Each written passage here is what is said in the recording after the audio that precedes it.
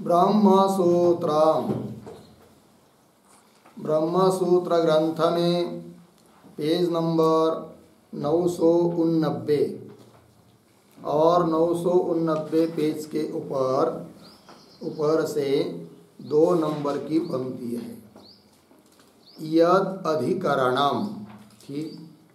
तो बात यह चल रही है तृतीय अध्याय तृतीय पाद, और तृतीय अध्याय के तृतीय पाद का यह 21 नंबर का अधिकरण आज चालू हो रहा है, और इस अधिकरण का नाम है यद अधिकरणम। एक ही सूत्र का यह अधिकरण है, ठीक। तो चलते हैं, इस अधिकरण के भी जो 6 अंग है उसको हम लोग लिख लेते हैं। तो शीर्षक यद अधिकरणम, ठीक। फिर नीचे के पंक्ति में कंस में लिखिए मंत्रद्वयस्य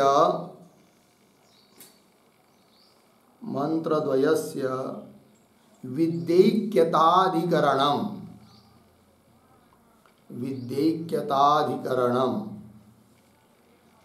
पूर्णविराम कंस बंद। फिर नीचे की पंक्ति में नंबर 1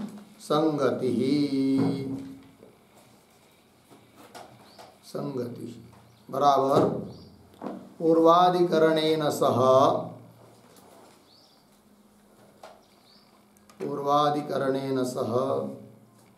अस्य अधिकरणस्य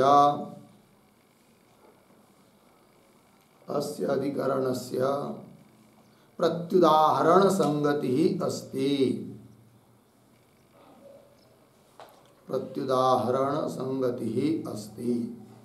पूर्णविराम। तथा ही पूर्वाधिकरणे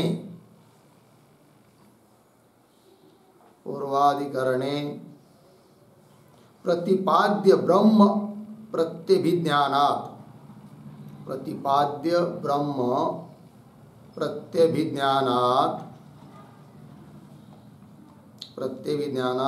विद्यैक्यं भवति।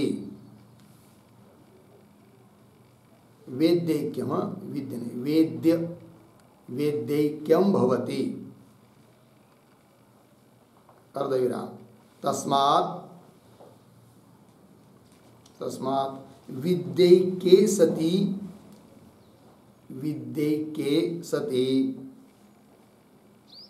निषेधधियाम् उपसंहारः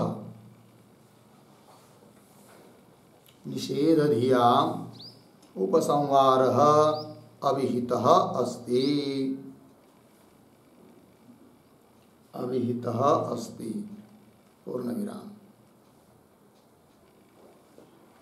अस्मिन् अधिकरणे तु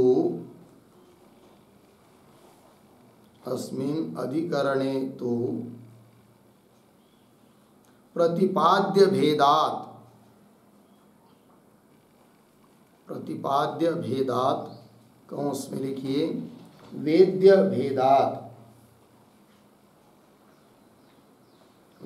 भेदात् कंस बंद विद्याभेदः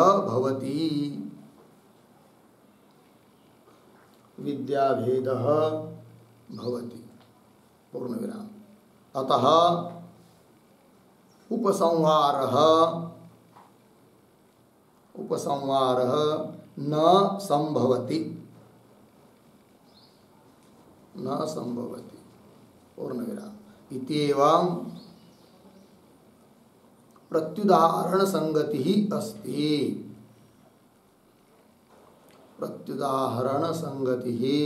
अस्ति। ठीक है, देखो भाई अर्थ।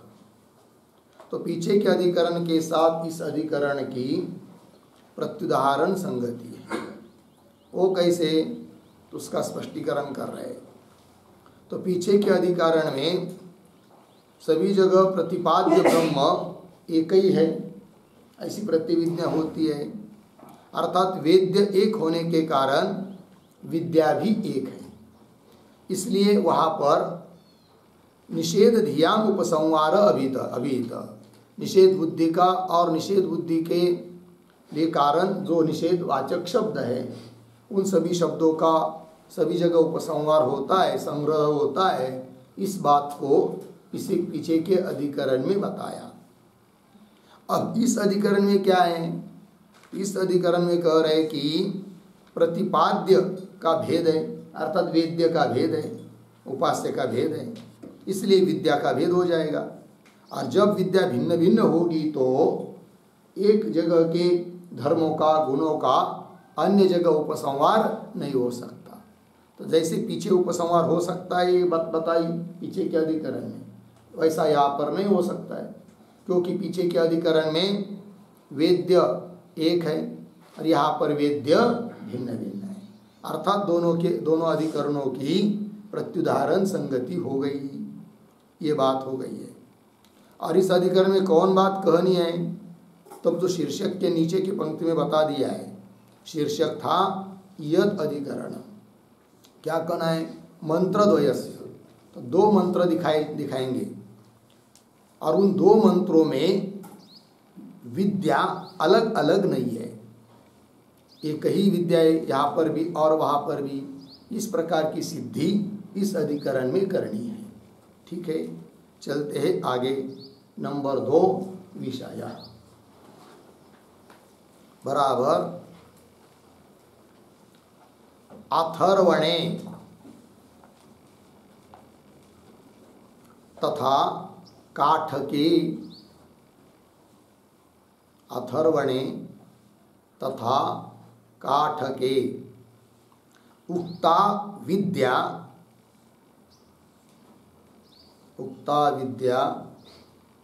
अस्य अधिकरणस्य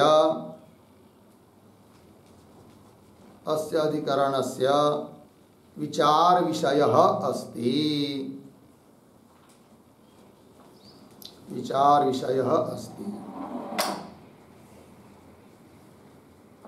ठीक है, देखो भाई अर्थ।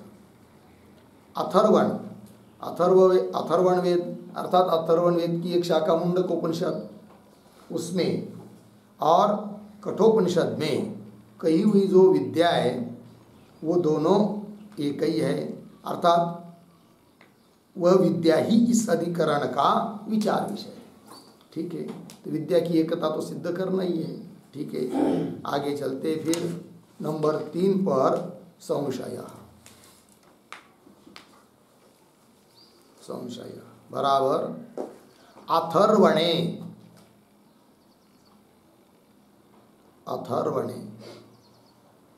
उद्धरण चिन्ह में द्वा सुपर्णा सयुजा उद्धरण चिन्ह बंद। मुंडक 3-1-1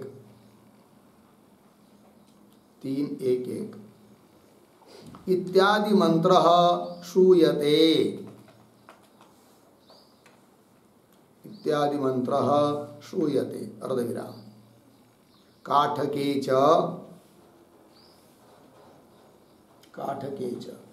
उद्धरण चिन्ह में ऋतं पिबन्तौ सुकृतस्य लोके उद्धरण चिन्ह वन। कठोपनिषद 3-1 आगे इत्यादि मंत्र श्रूयते। इत्यादि मंत्र श्रूयते पूर्ण विराम। आगे तत्र किम अनयोः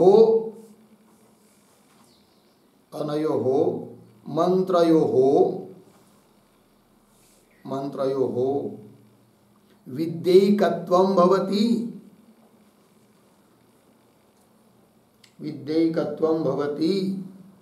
नानात्वं वा इति भवति संशयः।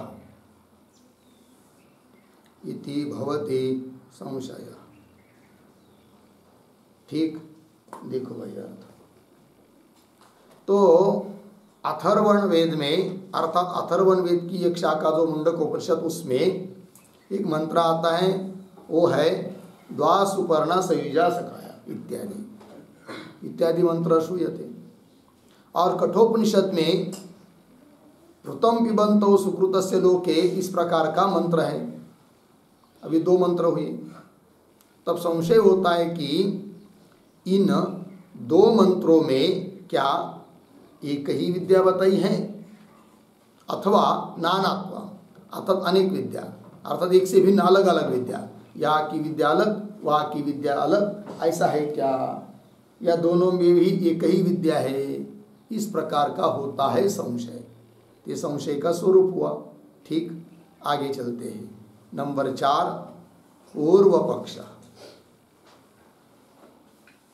बराबर तत्र तत्र विद्याभेद भवति, विद्याभेद भवति इति पूर्वपक्ष, इति पूर्वपक्ष पूर्णविराम। तथा ही उद्धरण चिन्ह में ऋतम पिबंतौ,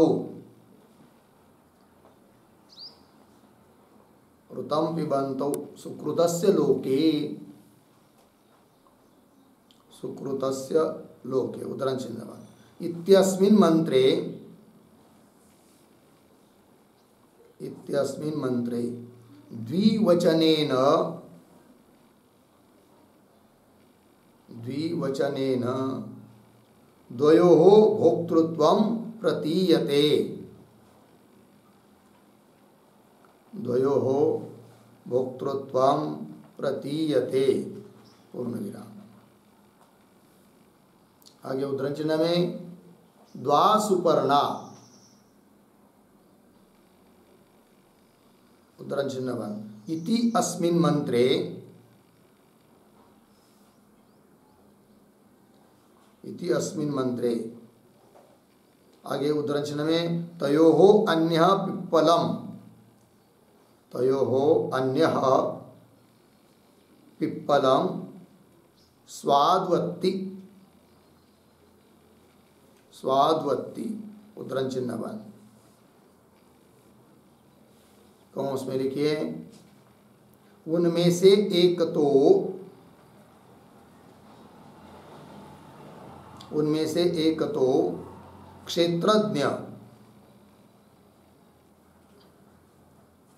क्षेत्रज्ञ स्वादिष्ट कर्म फल भोगता है, स्वादिष्ट कर्म फल भोगता है पूर्ण विराम कौंस बंद। इति एकस्य एव,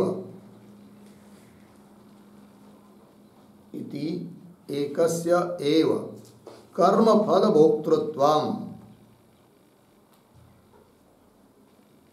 कर्म फल भोक्तृत्वं पूर्ण विराम। इतरस्य तु, इतरस्य तु आगे उद्धरण चिन्ह में अनश्नन् अन्यो अभिचाकशीति, अनश्नन् अन्यः अभिचाकशीति उद्धरण चिन्ह बंद।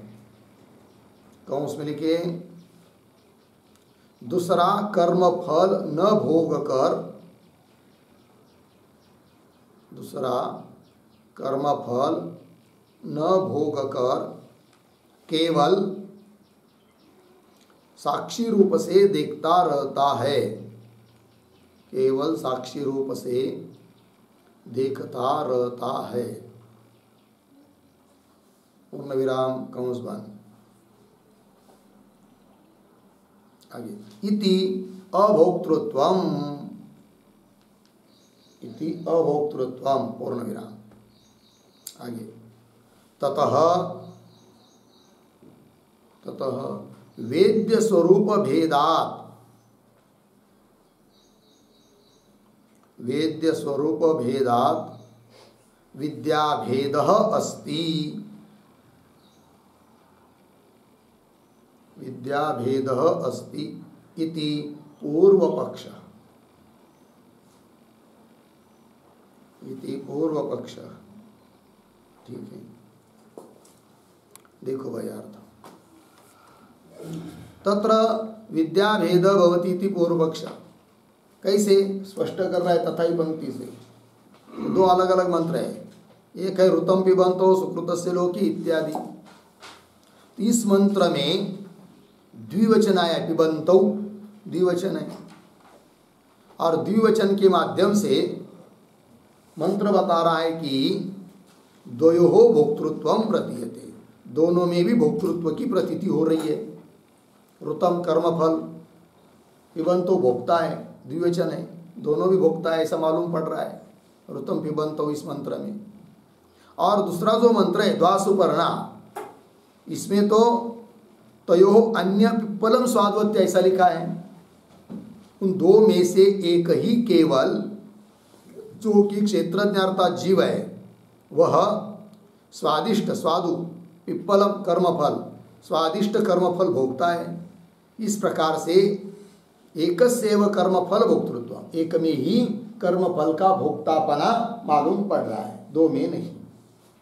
फिर दूसरे में क्या मालूम पड़ रहा है, तब कह रहे इतरस्य तो अनश्नन अन्य अभिचाकशीति, अनश्नन न खाता हुआ न भोगता हुआ अन्य दूसरा, अभिचाकशीति अर्थात जो दूसरा जीव से भिन्न दूसरा अर्थात परमात्मा ईश्वर कर्मफल न भोग कर केवल साक्षी रूप से देखता रहता है। ये साफ साफ बताया इति अभोक्तृत्व।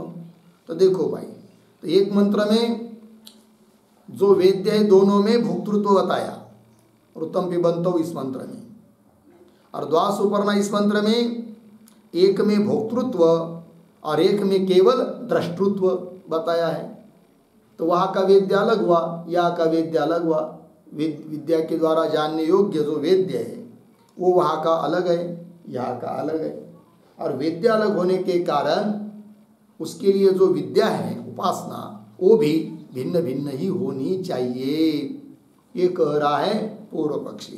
वही कह रहा है तथा वेद्य स्वरूप भेदात, वेद्य के स्वरूप में भेद होने के कारण विद्या भेद अस्ति इति पूर्व पक्ष। ये पूर्व पक्ष ने अपनी बात बता दी। हो गया, आगे चलते हैं। लगता है पीछे भी कहीं एक बार ऋतम पिबंतो और द्वासुपर्णा इन मंत्रों का विचार हो चुका है, याद है कहा हुआ है? चलिए फिर आगे नंबर 5 सिद्धांत बराबर उभयत्र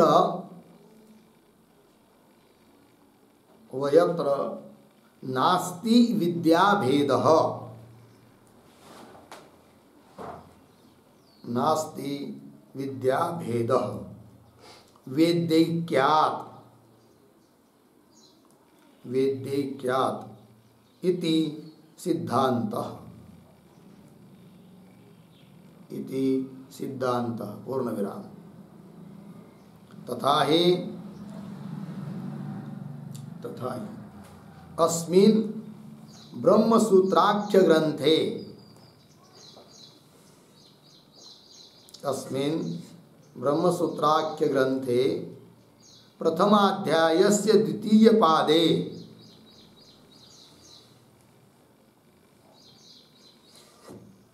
प्रथमाध्यायस्य द्वितीय पादे तृतीय अधिकरणे, तृतीय अधिकरणे आगे उद्धरण चिन्ह में पिबंतौ उद्धरण चिन्ह बन पिबंतौ इति शब्दस्य,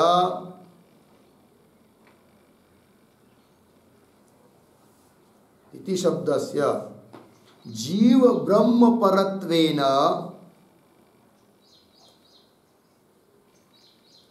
जीव ब्रह्म परत्वेन भोक्तृ अभोक्तारौ भोक्त्र भोक्तारौ,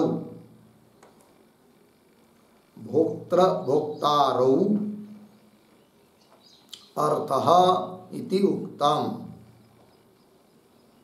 अर्थः इति उक्तम् पूर्ण विराम। अतः न वेद्य भेदः, अतः न वेद्य भेदः पूर्ण विराम। आगे द्वित्व संख्या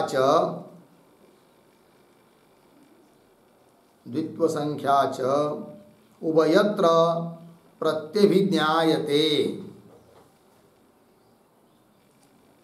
उभयत्र प्रत्यभिज्ञायते पूर्ण विराम। तस्मात् एका विद्या इति सिद्धान्तः, इति सिद्धांत पूर्ण विराम। आगे पिबन्तौ इति जीवे पिबति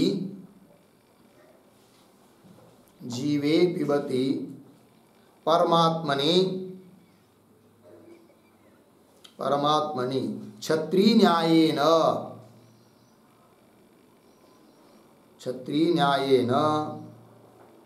भोक्तृसाहचर्यात्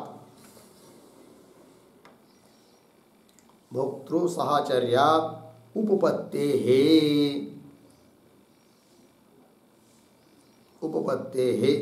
इति भावः। ठीक, देखो भाई अर्थ। तो सिद्धांती कहते हैं कि दोनों जगह उभयत्र विद्या भेद नास्ति, विद्या में कोई भेद नहीं है। क्यों? वेद्य एक ही है। कैसे? तो उसका स्पष्टीकरण कर रहे तथा ही पंक्ति से। तब कह रहे हैं कि जो पूर्व पक्षी ने अपनी बात कहते समय ऊपर कहा था कि ऋतम पिबंतो, यहाँ पर इस मंत्र में द्विवचन के द्वारा ये मालूम पड़ रहा है कि दो भोक्ता है। सिद्धांती कहते हैं कि पिबंतो ये द्विवचन है, बात सही, किंतु दो भोक्ता का यहाँ पर विवेचन हो रहा है, या दो भोक्ता को श्रुति बता रही है, ऐसा नहीं है। तो बोलेंगे फिर क्या है? तब कह रहे कि पिबंतो शब्दों का क्या अर्थ है, यह बात हमने पीछे कह दिया है। कहाँ पर कहा है और क्या कहा है वो बात बता रहे हैं कि इसी ब्रह्मसूत्र नाम के ग्रंथ में प्रथम अध्याय के द्वितीय पाद में तृतीय अधिकरण में ये चर्चा हो चुकी है। तो वहाँ पर पिबंतो इस शब्द का अर्थ कोई दो भोक्ता ऐसा अर्थ नहीं बताया। फिर क्या बताया भाई? जीव ब्रह्म परत्वेन, जीव और परमात्मा, ये दो अर्थ है पिबंतो शब्द के। ठीक है, अर्थात अर्थ हुआ भोक्तृ अभोक्तारो, भोक्तृ भोक्तारो। भोक्तृ मतलब भोक्ता, अभोक्ता दूसरा, मतलब एक भोक्ता है एक अभोक्ता है। जीव भोक्ता है, कर्म फलों को भोगने वाला है, और ईश्वर भोगने वाला नहीं है, अभोक्ता है। इस प्रकार पिबंतो शब्द से दो अर्थ लिए, जीव और परमात्मा, ऐसा अर्थ किया है वहाँ पर। ठीक है, अतः न वेद्य भेद, इसलिए वेद्य में भेद नहीं है, क्योंकि द्वासुपर्णा यहाँ पर जैसे एक जो जीव वो भोक्ता बताया और दूसरा जो है ईश्वर वह दृष्टा बताया, अभोक्ता। उसी प्रकार उत्तम पिबंतो इस वाक्य में भी पिबंतो इस द्विवचन के द्वारा दो भोक्ता का कथन नहीं है, किंतु एक भोक्ता है जीव और दूसरा ईश्वर अभोक्ता है, ऐसा अर्थ है। तो फिर ऋतम पिबंतो यहाँ पर भी वेद्य हुआ जीव से, जीव और उधर ईश्वर, और उधर भी द्वासुपर्णा यहाँ पर भी वेद्य हुआ जीव और ईश्वर, और दोनों जगह की बात समान है, एक भोक्ता है और एक अभोक्ता है, समान बात हो गई। अतः दोनों जगह की विद्या भिन्न भिन्न नहीं है, किंतु एक है, ये सिद्धांत पक्ष। अब दो वेद्य जीव और ईश्वर दो है, इस बात में भी बताने में तात्पर्य नहीं है। वेद्य अर्थात जानने योग्य उपास्य तत्व केवल परमात्मा ही है, फिर जीव का उल्लेख क्यों किया, इस बात का भी विवेचन आगे करेंगे, ठीक है ना, भाष्य में आएगा वो बात, ठीक है। तो तात्पर्य दोनों जगह का वेद्य एक ही परमात्मा होने के कारण उपासना दोनों जगह की एक ही है, ये सिद्धांत पक्ष हुआ। वही देखिए, अतः न वेद्य भेद, क्यों, तो द्वित्व संख्या च उभयत्र प्रत्यविज्ञायते, द्वित्व संख्या उधर है इधर है, समान है, तस्मात् एका विद्या इति सिद्धांत, दोनों जगह की विद्या एक है, ये सिद्धांत की बात हुई। फिर बोलेंगे ऋतम पिबंतो, यहाँ पर द्विवचन से दो भोक्ता ऐसा अर्थ नहीं ले रहे हो, एक भोक्ता एक अभोक्ता ऐसा अर्थ कर रहे हो, किंतु ऋतम पिबंतो, ऋतम मतलब कर्मफल को भोग रहे, पिबंतो मतलब भोग रहे, साफ साफ वहाँ लिखा है, उसका क्या, तो उसका कारण बता रहे कि एक अभोक्ता होने पर भी उसको लेकर द्विवचन कैसे हो गया। वो कह रहे कि पिबंतो इति, इसमें जीवे पिबती, जीव पीता है अर्थात जीव कर्मफल भोगता है, और उसके सन्निहित है परमात्मा, परमात्मा कर्मफल को भोगता नहीं है, किंतु जीव के समीप सन्निहित होने के कारण क्षत्रिय न्याय से द्विवचन कर दिया। क्षत्रिय न्याय का मतलब होता है जैसे कुछ लोग जा रहे हैं, उसमें से 2-4 लोगों के पास छाता पकड़ा हुआ है, छाता है छतरी, और अन्य लोगों के पास छाता नहीं है, तो भी दूर से देखने वाला कहता है अरे भाई वो कौन जा रहे हैं, तब बोलने वाला उत्तर देने वाला कहता है क्षत्रियो यान्ति, छतरी वाले जा रहे हैं। यद्यपि कुछ लोगों के पास ही छतरी है, छाता है, अन्य लोगों के पास छाता नहीं है, किंतु जिनके पास छाता नहीं है वे लोग छाता वालों के साथ साथ जा रहे हैं, अतः उनको लेकर बहुवचन कर दिया, है ना। उस प्रकार यहाँ पर भी कर्म का फल भोगने वाला केवल जीव है, ईश्वर नहीं, किंतु जीव के समीप होने के कारण ईश्वर को लेकर द्विवचन कर दिया। इसका मतलब ये नहीं हो सकता कि जीव भी कर्मफल या ईश्वर भी कर्मफल भोग रहा है, कर्मफल का भोगने वाला केवल जीव ही है। वही कह रहे पिबंतो इति जीवे पिबती परमात्मनि क्षत्रिय न्याय न, वो क्षत्रिय न्याय बता दिया।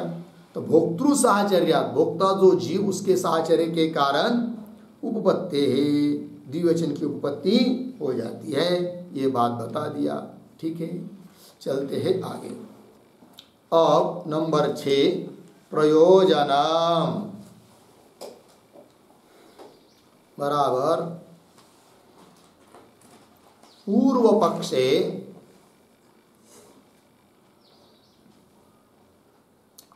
पक्षे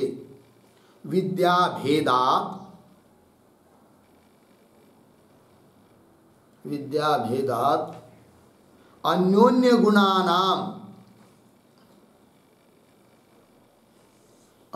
गुणानाम अनुपसंहारः फलं भवति, अनुपसंहारः फलं भवति, पूर्ण विराम। आगे सिद्धांते तद अभेदात् उपसंहारः फलं भवति, उपसंहारः फलं भवति, पूर्ण विराम। इति एवं उभयोः फलभेदः अस्ति, उभयोः फलभेदः अस्ति, ठीक है। देखो भाई अर्थ, तो पूर्व पक्ष में भिन्न भिन्न विद्याएं दोनों जगह की, अतः एक दूसरे के गुण एक दूसरे में उपसंहृत नहीं होंगे, संग्रहित नहीं होंगे, अनुपसंहार फल है पूर्व पक्षी के लिए। वही लिख रहे हैं, पूर्व पक्ष में विद्याभेद होने से अन्योन्य परस्पर में गुणों का अनुपसंहार फल है। सिद्धांते तद अभेदात्, किंतु सिद्धांत में दोनों जगह की विद्या का अभेद होने के कारण, एक ही विद्या होने के कारण परस्पर गुणों का उपसंहार होता है ये फल। उपसंहार फलम भवति इति एवं उभयोः फल भेद अस्ति। इस प्रकार दोनों का अलग अलग फल भेद बता दिया। हो गया जी। चलिए आगे। अब हर एक अधिकरण के लिए अधिकरण का सार बताने के लिए जो वैयासिक न्यायमालाकार के 2 श्लोक होते हैं उन श्लोकों का उच्चारण और अर्थ देख लेते हैं। उसके बाद आगे का भाष्य विचार करेंगे। तो श्लोक है पिबन्तौ द्वा सुपर्णेति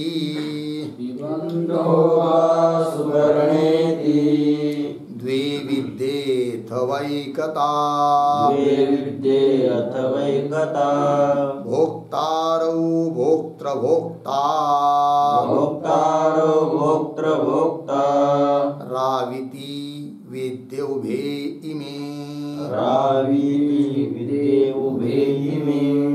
पिबन्तो द्वा सुवर्णेति द्वे विद्येऽथवैकता भोक्तारो भोक्तृभोक्ता राविति वेद्योभे इमे। ठीक पदच्छेद देखिए। पिबन्तौ द्वा सुपर्णा इति द्वे विद्ये अथवा एकता भोक्तारो भोक्तृभोक्तारो इति विद्ये उभे इमे। ठीक। अब अन्वय लगभग सरल है, केवल अंतिम के 3 शब्द। भोक्तृभोक्तारो इति, इसके बाद अंतिम में उभे सॉरी इमे पीछे, उभे पीछे विद्ये, इमे उभे विद्ये। ठीक है। देखो भाई, पहला श्लोक तो पूर्व पक्षी का होता है। तो क्या कह रहा है पूर्व पक्षी? देखिए, तो कहता है कि पिबन्तौ एक मंत्र हुआ और उत्तम पिबन्तौ यहाँ का। ठीक है। और द्वा सुपर्णा ये दूसरा मंत्र है। ठीक है। द्वा सुपर्णा मुंडकोपनिषद का और उत्तम पिबन्तौ कठोपनिषद का। अलग अलग 2 मंत्र हुए। तो इति इन 2 मंत्रों में द्वे विद्ये अथवा एकता, 2 विद्या है अलग अलग, अथवा दोनों जगह की विद्या एक ही है। ये हुआ विकल्प, संशय, प्रश्न। फिर पूर्व पक्ष अपनी बात बोल रहा है क्या कि ऋतम पिबन्तौ यहाँ पर द्विवचन के द्वारा 2 भोक्ताओं को बताया। भोक्तारौ पहले मंत्र में, ऋतम पिबन्तौ इस मंत्र में, और द्वा सुपर्णा यहाँ पर भोक्तृभोक्तारौ, एक भोक्ता जीव और दूसरा अभोक्ता ईश्वर, ऐसा बताया है। इसका मतलब वेद्य का भेद हुआ। तो भोक्तृ अभोक्तारौ इति इस प्रकार से इमे उभे विद्ये, विद्य अलग अलग होने के कारण दोनों जगह की विद्या भिन्न भिन्न है, ये बोल रहा है पूर्व पक्षी। ठीक है। फिर आगे चलते दूसरा श्लोक जो कि सिद्धांतियों का है, उसका उच्चारण। पिबन्तौ भोक्तृभोक्तारा वित्युक्तं हि समन्वये यत्ता प्रत्यभिज्ञानात् विद्यैका मंत्रयोर्द्वयोः पिबन्तौ भोक्तृभोक्तारा वित्युक्तं हि समन्वये यत्ता प्रत्यभिज्ञानात् विद्यैका मंत्रयोर्द्वयोः। ठीक। पदच्छेद देखिए। पिबन्तौ भोक्तृ अभोक्तारौ इति उक्तं हि समन्वये। आगे यत्ता प्रत्यभिज्ञानात् विद्या एका मंत्रयोः द्वयोः। अब अन्वय। तो पूर्वार्ध में अंतिम का शब्द समन्वये। फिर शुरू से पिबन्तौ भोक्तृभोक्तारौ इति उक्तम ही। फिर आगे इयत्ता प्रत्यभिज्ञानात्, अंतिम में द्वयो हो उसके पीछे, मंत्रयो हो उसके पीछे, एका उसके पीछे विद्या हो गया। देखो भाई अर्थ समन्वय, अर्थात समन्वय अध्याय में ब्रह्मसूत्र के प्रथम अध्याय का नाम है समन्वय अध्याय और दूसरे अध्याय का नाम है अविरोधाध्याय किंवा विरोध परिहाराध्याय और तीसरा अध्याय साधनाध्याय और चौथा अध्याय फलाध्याय। तो समन्वय अध्याय में अर्थात ब्रह्मसूत्र के प्रथम अध्याय में, दूसरे पाद में, तीसरे अधिकरण में, ये वहां पर क्या कहा है भाई? पिबंतौ इस द्विवचन से क्या लेना, इस बात को बताया है वहां पर।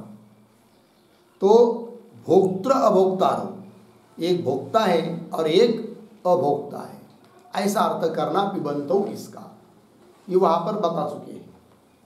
भोक्तृ अभोक्तारो इति उक्तम। ठीक, आगे चलिए।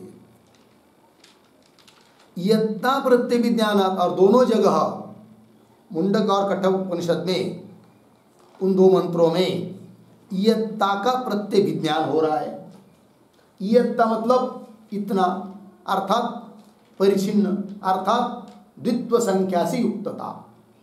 वहां पर भी है, यहाँ पर भी है, समान है, वही द्वित्व संख्या से युक्तता वहां पर भी है, यहाँ पर भी है। इयत्ता प्रत्यभिज्ञानात्, ऐसा होने से द्वयोः मंत्रयोः एका विद्या, इन दोनों मंत्रों में विद्या एक ही है, ये बात बता दी सिद्धांतियों ने। तो ये सिद्धांत पक्ष हुआ। ठीक है, चलते हैं आगे फिर भाष्य में।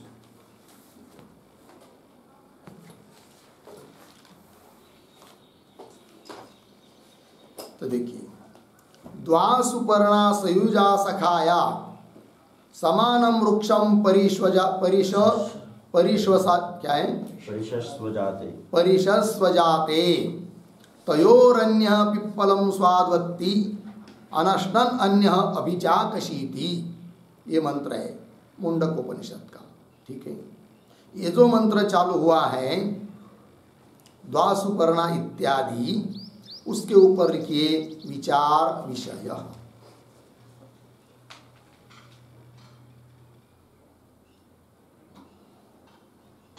विचार विषय।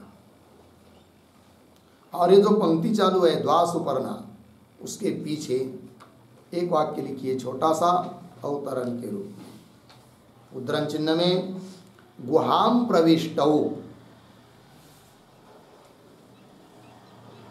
गुहाम प्रविष्टौ, उद्धरण चिन्ह वाला ब्रह्मसूत्र 1-2-11।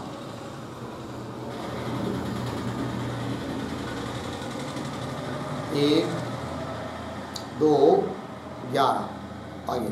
इत्यत्र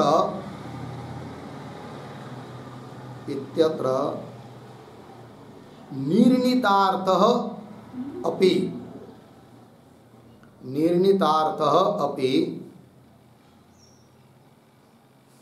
वाक्यम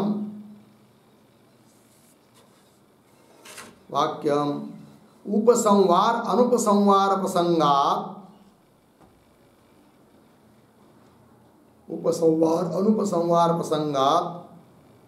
पुनः उदाहरति द्वासुपर्णा इति। ठीक है, देखो भाई अर्थ तो कह रहे हैं कि गुहाम प्रविष्टौ आत्मानौ ही तद्दर्शनात्, ऐसा सूत्र पहले अध्याय में दूसरे पाद में 11 नंबर का सूत्र गया है।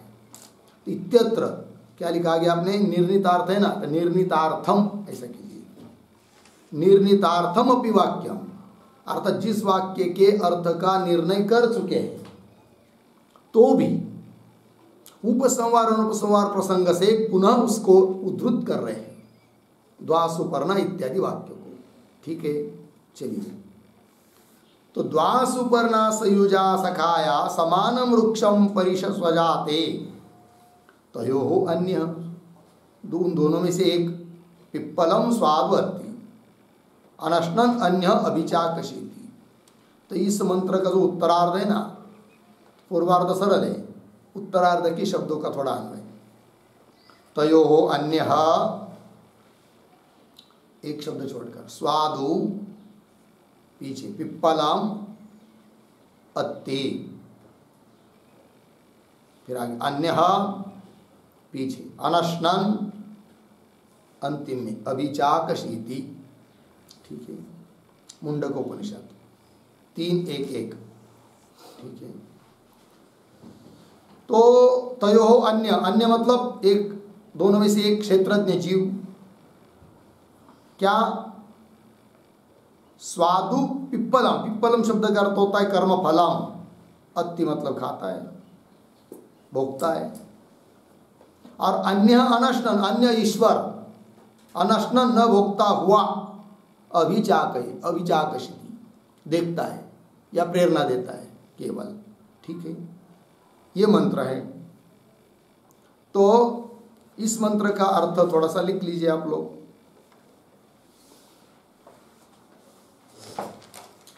लिखते, दो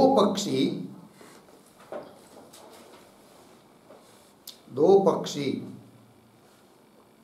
समान भाव वाले, समान भाव वाले मित्र, मित्र कौंस में लिखिए, जीव और ईश्वर दोनों भी,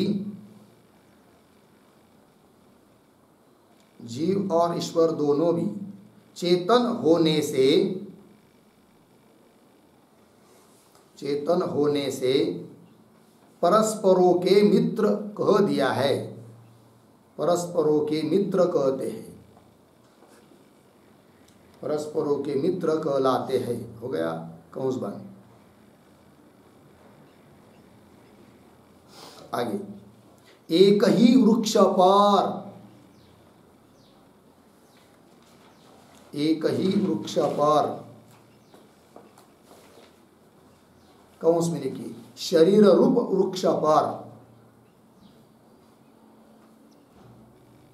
कौंस बंद। आगे, बैठे हैं, पूर्ण विराम। आगे, उनमें से एक, उनमें से एक मधुर फल का भक्षण करता है, मधुर फल का भक्षण करता है। ठीक है, कौंस में लिखिए, जीव कर्म फल का उपभोग करता है, जीव कर्म फल का उपभोग करता है, पूर्ण विराम कौंस बंद। आगे, और दूसरा कुछ भी भक्षण न करता हुआ, कुछ भी भक्षण न करता हुआ स्वस्थ देखता रहता है, स्वस्थ देखता रहता है। ये हो गया भाई।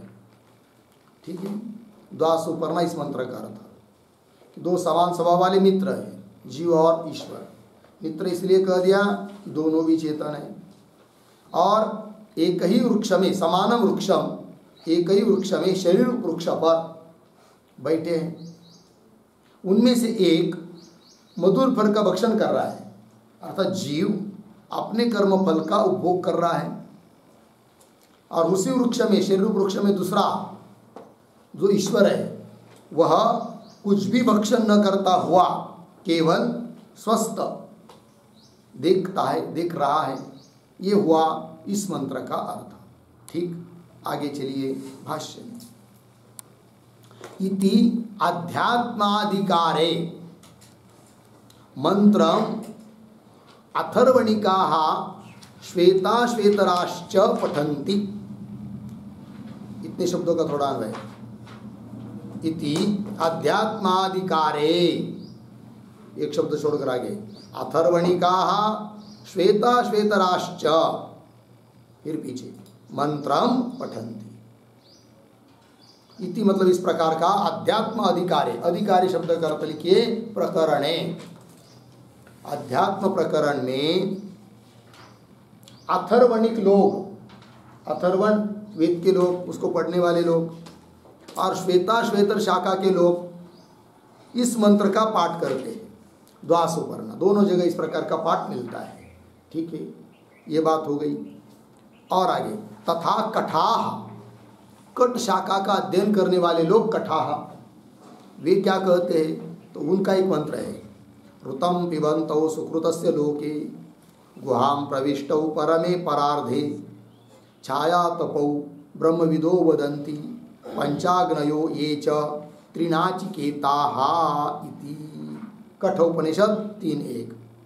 इस मंत्र के शब्दों का थोड़ा सा अन्वय, पहले दो शब्द छोड़कर, सुकृतस्य पीछे ऋतम पिबन्तौ, आगे लोके, थोड़ा आगे जाकर दो शब्द आगे, परमे परार्धे, पीछे गुहां प्रविष्टौ, आगे छाया तपौ ब्रह्मविदः वदन्ति, फिर अंतिम में त्रिनाचिकेताः, पीछे ये च, फिर पीछे पंचाग्नयः इति। हो गया। चलिए अब इस मंत्र का भी थोड़ा अर्थ लिख लेते हम लोग, लिखेंगे। तो स्वयं किए हुए कर्मों के, स्वयं किए हुए कर्मों के फलों का प्राशन, फलों का प्राशन करने वाले, प्राशन करने वाले, कौंस में लिखिए, कर्म फलों का उपभोग करने वाले, कर्म फलों का उपभोग करने वाले, कौंस बंद, आगे, और शरीर में जो, शरीर में जो उत्कृष्ट स्थान बुद्धि है, उत्कृष्ट स्थान बुद्धि है, अर्धविराम, उसमें प्रविष्ट हुए, उसमें प्रविष्ट हुए, कौंस में लिखिए, इस प्रकार के जीव और ईश्वर, इस प्रकार के जीव और ईश्वर, कौंस बंद, फिर आगे, आतप और छाया के समान है, आतप और छाया के समान है, कौंस में लिखिए, जैसे छाया और आतप, जैसे छाया और आतप परस्पर विरुद्ध है, परस्पर विरुद्ध है, उस प्रकार जीव और ईश्वर भी, जीव और ईश्वर भी परस्पर विरुद्ध है, परस्पर विरुद्ध है, अर्धविराम, क्योंकि जीव संसारी है, जीव संसारी है और ईश्वर संसारी नहीं है, और ईश्वर संसारी नहीं है, पूर्ण विराम, कौंस बंद। इस प्रकार ब्रह्मवेत्ता लोग कहते हैं, इस प्रकार ब्रह्मवेत्ता लोग कहते हैं, पूर्ण विराम। उसी प्रकार जिन्होंने, उसी प्रकार जिन्होंने 3 बार अग्नि का चयन किया है, 3 बार अग्नि का चयन किया है, ऐसे पंचाग्नि लोग, ऐसे पंचाग्नि लोक, कौंस में लिखिए गृहस्थ लोक, कौंस बंद। आगे भी कहते हैं, भी कहते हैं, ठीक है। देखो भाई अर्थ तो ऋतम पिबंत तो ऐसा आया है, तो वही कह रहे सुकृतस्य ऋतम पिबंत, तो स्वयं किए हुए जो कर्म, उस कर्मों के फलों को प्राशन करने वाले, अर्थात कर्म फलों का उपभोग करने वाले, और शरीर में जो उत्कृष्ट स्थान है बुद्धि, उसमें प्रविष्ट हुए। इस प्रकार के ये दोनों, कौन? जीव और ईश्वर। लेकिन है कैसे? आतप मतलब धूप और छाया के समान है, मतलब धूप और छाया जैसे परस्पर विरुद्ध है। जहाँ धूप रहेगी वहाँ छाया नहीं, और छाया के कक्ष में धूप नहीं, है कि नहीं? छाया और आतप परस्पर विरुद्ध है। उस प्रकार जीव और ईश्वर भी परस्पर विरुद्ध है। तो बोलेंगे कैसे परस्पर विरुद्ध हो गए भाई? तो कह रहे उन जीव और ईश्वर में जीव संसारी है, सभी संसार धर्म अपने में मान रहा है, और ईश्वर संसारी नहीं है। यही दोनों की विरुद्धता है। ठीक, आगे इस प्रकार ब्रह्मवेत्ता लोग कहते हैं, और केवल ब्रह्मवेत्ता लोग ही कहते हैं ऐसी बात नहीं, किंतु उसी प्रकार जिन्होंने 3 बार अग्नि का चयन किया है, त्रिनाचिकेता और पंचाग्नि, ऐसे जो पंचाग्नि लोग हैं, पंचाग्नि लोग मतलब गृहस्थी लोग, तो 5 अग्नि कौन है, त्रिनाचिकेता ये क्या है, सभी बातों का विचार इन दोनों भी मंत्रों का सविस्तर विचार पीछे समन्वय अध्याय में 1, 2, 3 में, पहला अध्याय, दूसरा पाठ, तीसरे अधिकरण में सविस्तर वो सब बात बताई है। अतः यहाँ पर केवल सामान्य रूप से अर्थ लिख दिया। ठीक है, आगे चलते हैं। तो छाया तपौ ब्रह्मविदो वदन्ति पंचाग्नय ये च त्रिनाचिकेताः इति, इतनी बात हुई। आगे चलिए, किम अत्र विद्यैकत्वम् उत विद्यानानात्वम् इति संशयः। आप संशय बता रहे हैं, लेकिन संशय क्यों आ रहा है? तो ये जो पंक्ति है किम अत्र, उस किम के पहले एक वाक्य लिखते हैं अवतरण के रूप में, मंत्रद्वये अपि, मंत्रद्वये अपि प्रतिपादन प्रकार भेदात्, प्रतिपादन प्रकार भेदात् अर्धविराम ज्ञेयैक्य भानाच्च, ज्ञेय ऐक्य भानाच्च संशयम आह किम इति, संशयम आह किम इति हो गया। देखो भाई, मंत्र द्वये अपि, दोनों भी मंत्रों में प्रतिपादन प्रकार का, प्रतिपादन करने का प्रकार भिन्न भिन्न है, और विचार करने पर दोनों जगह का ज्ञेय वेद्य एक है ऐसा प्रतीत हो रहा है। तो फिर इसलिए संशय हो रहा है। क्यों? कि प्रतिपादन करने का प्रकार भिन्न भिन्न होने से विद्या भिन्न भिन्न है ऐसा मालूम पड़ रहा है, किंतु विचार करने पर दोनों जगह का ज्ञेय अर्थात वेद्य एक है ऐसा प्रतीत होता है। इसलिए ऐसा लगता है कि दोनों जगह का यदि वेद्य एक है तो दोनों जगह की विद्या एक है। अतः संशय हो रहा है क्या कि दोनों जगह की विद्या एक है अथवा भिन्न भिन्न है। वही कह रहे आगे किम इत्यादि पंक्ति से, किम क्या अत्र, अब इस प्रसंग में इन दो मंत्रों में विद्यैकत्वम, दोनों जगह की विद्या एक है, उत अथवा विद्या नानात्वम, तो विद्या दोनों जगह की भिन्न भिन्न है, इति संशय, ये हुआ संशय का स्वरूप। फिर आगे किम तावत प्राप्तम, इन दोनों में से क्या प्राप्त होगा, क्या निश्चित है। तब अपनी बात कह रहा है पूर्व पक्षी, क्या विद्या नानात्वम इति। ठीक है जी, ये जो पद है विद्या नानात्वम, उसके ऊपर लिखिए पूर्व पक्ष, विद्या नानात्वम अर्थात दोनों जगह की विद्या भिन्न भिन्न है, ऐसा कह रहा है पूर्व पक्षी। ठीक है, तब उस पूर्व पक्षी को पूछेंगे कुतः, क्यों दोनों जगह की विद्या अलग अलग है? तब हेतु दे रहा है विशेष दर्शनात्, दोनों जगह में विशेष का भेद है।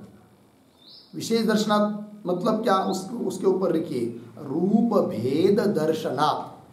विशेष दर्शनात् का अर्थ कीजिए रूप भेद दर्शनात्।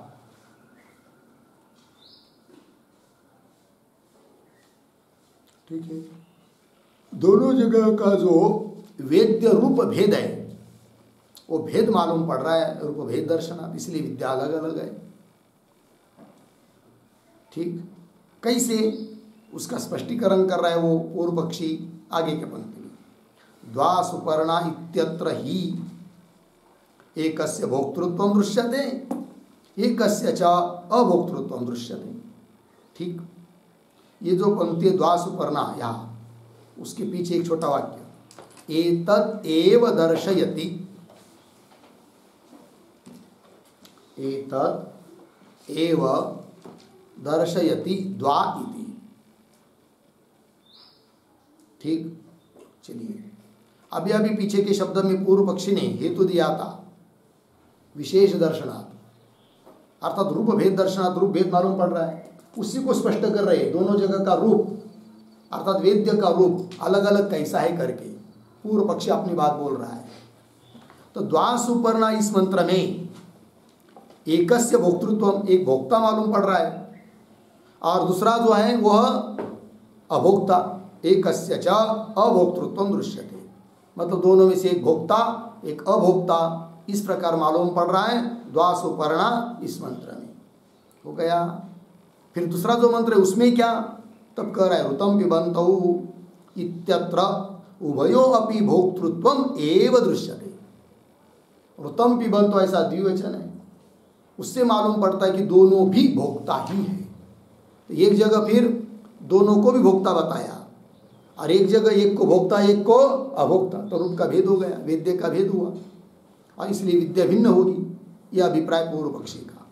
ऋतम पिबन्तौ इत्यत्र उभयो अपि भोक्तृत्वम एव दृश्यते। कैसे, तद वेद्य रूपम, हाँ तो वेद्या अलग अलग हुआ, तो तद वेद्य रूपम विद्यमान विद्याम भिन्द्यात् इति एवं प्राप्ते, यहाँ तक पूर्व पक्षी हुआ। ठीक, इति तक। फिर आगे जो एवं प्राप्ते ब्रवीति, एवं प्राप्ति इसके ऊपर लिखिए सिद्धांत, सिद्धांत। ठीक, अब सिद्धांती अपनी बात बोल रहे हैं एवं से आगे, और अभी अंतिम में जो पूर्व पक्षी की पंक्ति हुई पुनः देखिए, भोक्तृत्व दृश्यते तद वेद्य रूपम विद्यमानम, वेद्य का रूप भिन्न भिन्न होता हुआ वो क्या करेगा, विद्या को भिन्न भिन्न करेगा, और दोनों जगह की फिर विद्या भिन्न भिन्न है, ये सिद्ध हुआ पूर्व पक्षी के अनुसार। किंतु यहाँ पर ये जो पद आया एक तद वेद्य रूपम, उसके आधार पर एक वाक्य लिखते टिप्पणी, द्वा सुपर्णा इत्यत्र, द्वा सुपर्णा इत्यत्र भोक्तृ भोक्तृ भोक्त्रो भोक्त्रोः भोक्तृ भोक्त्रोः भोक्तृ भोक्त्रोः वेद्यता अर्धविराम। अन्यत्र तु भोक्त्रोः एव, भोक्त्रोः एव वेद्यता इति वेद्य भेदात्, इति वेद्य भेदात् विद्याभेदः भवति, विद्याभेदः भवति इति पूर्व पक्षः।